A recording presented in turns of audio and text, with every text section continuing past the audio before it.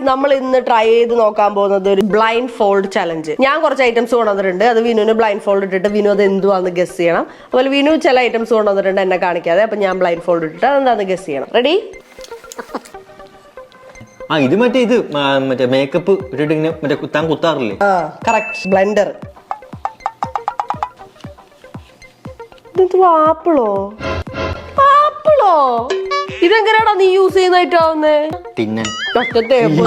ഇത് കള്ളക്കളിയാ. ഷർപ്പോ പത്തിയൊക്കെ ഉണ്ടല്ലോ. കുത്തു സാധനം ഇല്ല.